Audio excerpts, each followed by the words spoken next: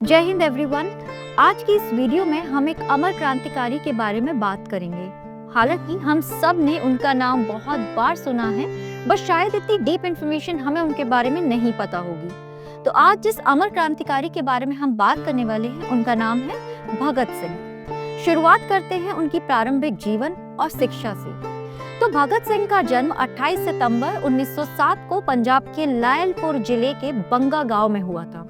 उनके परिवार के कई सदस्य स्वतंत्रता संग्राम से जुड़े थे, जिससे उनके भीतर देशभक्ति की भावना बचपन से ही विकसित हो गई। जलियांवाला बाग हत्याकांड की घटना ने उनके मन को गहराई से झकझोर दिया। लाहौर के डीएवी स्कूल में शिक्षा प्राप्त करने के बाद वे नेशनल कॉलेज लाहौर से जुड़े, जहां उन्होंने क्रांतिकारी विचारधारा को अपनाया। चलिए अब आगे बढ़ते हैं और बात करते हैं उनके क्रांतिकारी गतिविधियां और स्वतंत्रता संग्राम के बारे में।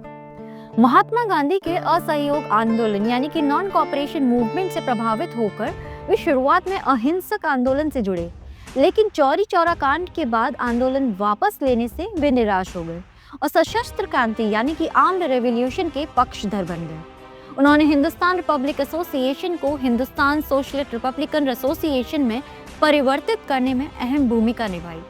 1928 में साइमन कमीशन के विरोध के दौरान लाला लाजपत राय की मौत से आक्रोशित होकर उन्होंने अंग्रेज अधिकारी स्कॉट को मारने की योजना बनाई, लेकिन गलती से पुलिस अधिकारी जेपी सॉन्डर्स मारा गया। हालांकि इस हत्या का सीधा प्रमाण नहीं था, फिर भी ब्रिटिश सरकार ने भगत सिंह और उनके साथियों पर इसका आरोप लगाया। चलिए अब आगे बढ़ते हैं और बात करते हैं असेंबली बम कांड और जेल में संघर्ष के बारे में।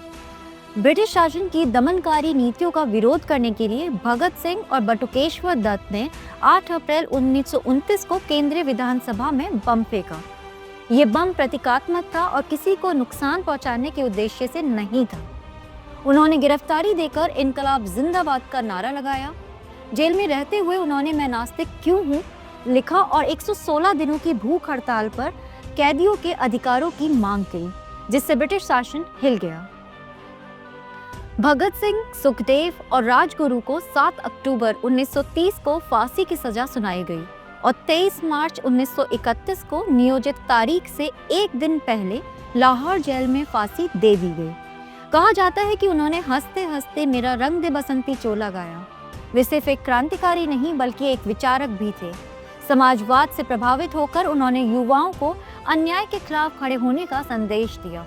साम्राज्यवाद मुर्दाबाद और इनकलाब जिंदाबाद जैसे उनके नारे आज भी स्वतंत्रता और न्याय की लड़ाई के प्रतीक बने हुए हैं। तो ये थे कुछ इम्पोर्टेंट बातें एक अमर क्रांतिकारी से रिलेटेड। ऐसे ही अपडेट्स के लिए और वीडियोस के लिए kindly subscribe to our YouTube channel and stay tuned. जय हिंद, जय भारत।